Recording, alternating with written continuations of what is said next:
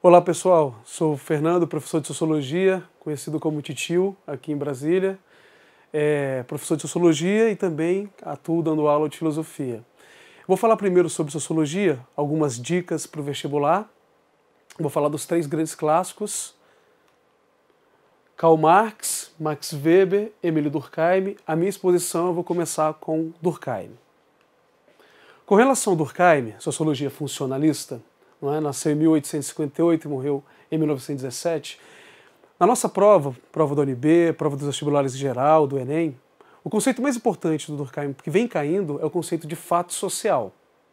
Fato social apresenta 3 características básicas. Ele é coercitivo, ele é exterior e ele é geral. O que é isso? Vou dar um exemplo simples para que todo mundo aí que está me acompanhando entenda de forma bem rápida. Quando você está, por exemplo, jogando videogame sozinho ou sozinha. Você está jogando videogame sozinho ou sozinha, você perde a partida, ganha. Você não tem aquela pressão social de quando você joga um jogo que tem 2 pessoas e que tem próxima, tem espectadores. Quando você perde o jogo, quando você está com seu colega, com a sua colega, você tem uma pressão social muito superior na sua cabeça, não é? Então você está jogando lá, você perde um round de um jogo, por exemplo, Street Fighter, você perdeu um round, os colegas começam, vai perder e tal. Você fica muito diferente, você sente uma pressão muito forte, não é? Depois que acaba o jogo, você fica assim, eu fiquei um pouco estressado e tal. De onde que veio essa energia? Segundo Durkheim, os indivíduos, quando estão sob pressão do grupo, ele comete coisas que depois ele não se reconhece. Por exemplo, fato social clássico, linchamentos. Não é? Na hora do linchamento, você está ali sob pressão, sob coerção do grupo, e essa pressão afeta a maioria das pessoas, aquilo que o Durkheim chama de geral. Esse geral não é 100%. A maioria das pessoas agem em conformidade com as regras sociais. Só que é lógico que tem uma exceção que não faz isso. Então, é geral essa pressão, é coercitiva, tem uma pressão social, e ela é exterior, que significa que ela é independente da sua vontade. Um último exemplo sobre fato social. Às vezes você está num ambiente e está vindo 5 pessoas. Dessas 5 pessoas, 3 pessoas você quer cumprimentar de verdade. Só que você está, por exemplo, no Natal, com a família, na casa da sua avó, do seu avô, toda a família reunida. A gente sempre tem uma certa indisposição com alguns parentes. Aí tá vindo 5 parentes, 3 você gosta muito e 2 você não quer falar. Só que por pressão do grupo, você vai cumprimentar o primeiro, o segundo, o terceiro, o quarto, quinto. Quando na verdade eu só queria cumprimentar os 3 primeiros e não cumprimentar os outros, só que você cumprimentou. Depois você fica assim, por que eu cumprimentei? Foi independente da minha vontade, isso foi uma pressão exterior, houve uma coerção do grupo que eu estava inserido, né? E a maioria das pessoas acabam cumprimentando pessoas que ela não queria cumprimentar. Então isso é um exemplo clássico de fato social, além de várias outras possibilidades. A ideia do fato social é mostrar que existe uma superioridade, segundo Durkheim, dos padrões, das representações sociais sobre o indivíduo. Então, questãozinha que já caiu na prova da Universidade de Brasília. Perguntava num item se a morte, do ponto de vista sociológico, era um fato privado. A resposta estava falsa. Porque do ponto de vista sociológico, do ponto de vista do Durkheim, a morte é um fato coletivo, porque depende do contexto que você está inserido, da pressão do grupo, como o grupo avalia essa morte. Uma coisa é a morte de um bebê, de uma criança de 2 anos, por estupro. Outra coisa é uma pessoa com morte natural, não é, com uma certa idade. Morreu uma pessoa com 105 anos, morte natural. A forma que a sociedade, que o grupo recebe é de uma forma, e se morre uma criança, um bebê de 2 anos por estupro, a forma que o grupo social recebe é outra. Então, a morte, do ponto de vista sociológico, do ponto de vista do Durkheim, é um fato coletivo. Então, a ideia é pensar a coletividade se impondo ao indivíduo, a sua vontade sendo formada pela representação maior, pela representação coletiva. Ok? Então, do Durkheim, é isso que vocês devem levar, pensar para a prova, ver como esse item cai, não é? Além de outros conceitos que o Durkheim desenvolve, como os tipos de suicídio, a solidariedade, mas isso aí vocês façam uma revisão breve, mas o foco central agora para a nossa prova, já que está muito perto, é a noção de fato social. Passando agora do Durkheim, eu vou falar um pouco sobre Karl Marx. Nascido em 1818, morreu em 1883, famoso teórico do socialismo científico, não é?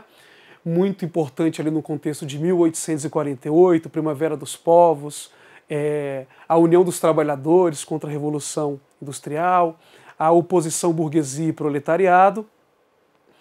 Com relação a Marx, acho muito importante dar uma pequena revisada no conceito de ideologia e na definição de que o motor da história é a luta de classes. Então, primeiro, ideologia. Ideologia na tradição marxista, no pensamento de Karl Marx e de outros neomarxistas, é, em última instância, uma falsa consciência, um instrumento de dominação das classes dominantes sobre as classes dominadas, que apresenta uma realidade de forma coesa, pacífica, camuflando ou ocultando, não é, a luta de classes, que, segundo Marx, é o motor da história. Então a gente pode pensar ideologia, por exemplo, no nosso contexto de Copa do Mundo, não é, 2014, Copa do Mundo no Brasil, tem um discurso de que somos um só, de que toda a nossa conflitualidade, seja ela regional, em termos de classe, ricos, pobres, periféricos, as pessoas do centro, burgueses e proletários, que somos todos um só. Isso camufla os nossos antagonismos e as nossas contradições de classe. E a ideologia cria um discurso favorável às classes burguesas a partir do momento que esconde e camufla das classes operárias o real motor da sociedade, que é a estrutura econômica, que é o modo de produção capitalista, que é a produção e a exploração, não é? A partir da mais-valia. Então, a ideologia é como se fosse essa propaganda falsa que oculta os conflitos sociais. A gente pode aplicar isso aos meios de comunicação de massa, a gente pode aplicar isso aos canais abertos, que desempenham muito bem esse papel no sentido de ocultar e de não colocar o foco da história na luta de classe. Como diz Marx, lá no Manifesto do Partido Comunista, de 1848, a história tem se desenvolvido até então a partir dos antagonismos das lutas de classe. No mundo antigo, a gente pode sintetizar entre patrícios e plebeus, na Idade Média, entre senhores e servos, na Idade Moderna e contemporânea, burgueses e proletários, ou seja, burgueses, os donos dos meios de produção, e proletários, aqueles que, não tendo os meios de produção, têm apenas a sua força produtiva. Não é a sua força produtiva, o nome disso é trabalho para Marx. Então, importante pensar a ideologia, a noção de materialismo histórico, como a luta de classes como toda a história, e ficar muito atento sobre a pequena diferença que existe na teoria marxista entre socialismo e comunismo.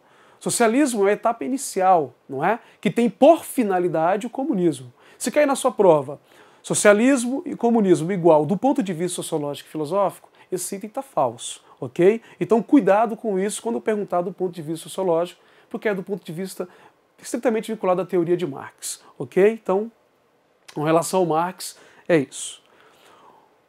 Marx é alemão, não é? Um outro grande alemão é esse camaradinho aqui, que é o nosso Max Weber, né?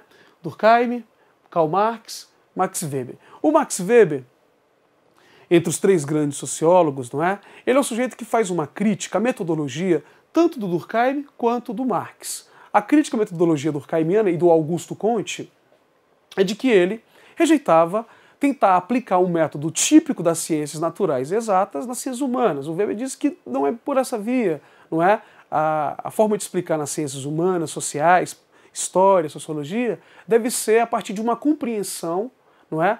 Entender o sentido, as motivações individuais para uma ação social. O Weber divide 3 tipos de ações, não é? Na verdade, 4 tipos, mas se a gente pegar 3 de forma bem profunda, a gente vê que uma delas tem 2 formas, não é? Então, a ação social afetiva, aquela que você age pelo afeto, pelo impulso emotivo, a ação tradicional, aquela que se dá a partir dos costumes, e a ação racional, que tem 2 desenvolvimentos, em relação a fins e em relação a valores. Então, a gente tem 4 tipos, só que a gente pode sintetizar em 3, ação afetiva, ação racional e ação tradicional. Pegando lá e fazendo um parênteses, com o nosso grande historiador e sociólogo Sérgio Buarque de Holanda, na sua obra Raiz do Brasil, de 1936, ele tem um capítulo sobre o homem cordial. Que esse homem cordial, à primeira vista, o brasileiro é cordial, é legal. No Sérgio Buarque de Holanda, baseado no Max Weber, esse homem cordial é aquele que age pelo coração, pela afetividade.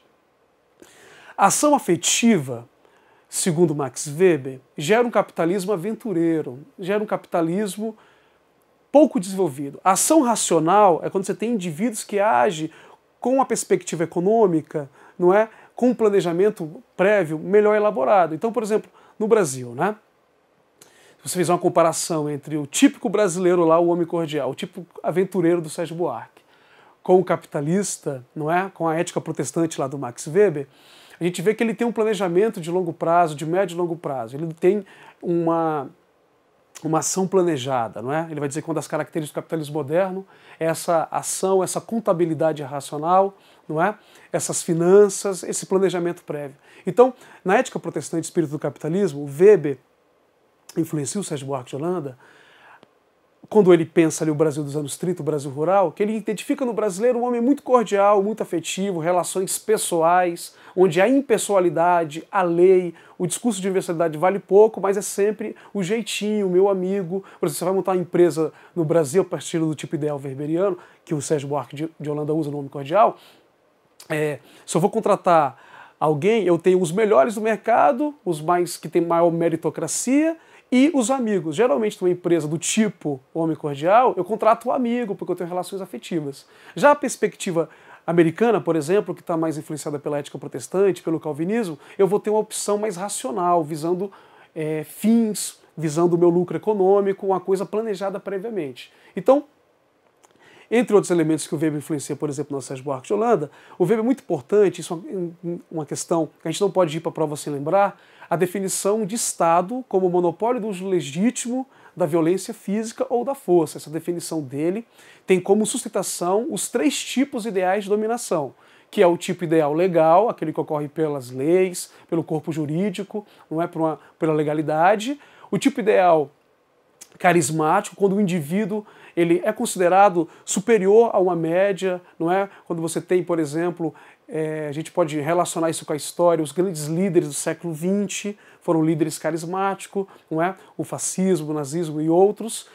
Então, se eu já falei do tipo ideal legal, burocrático legal, eu falei do carismático, por fim, o tradicional, que é aquele que ocorre pela tradição, que, por exemplo, o clássico que o Max Weber dá é o patriarcalismo, a cultura patriarcal, não é? Então essas formas de dominação são as bases de sustentação desse monopólio, desse Estado que tem a prerrogativa da violência e do monopólio da força.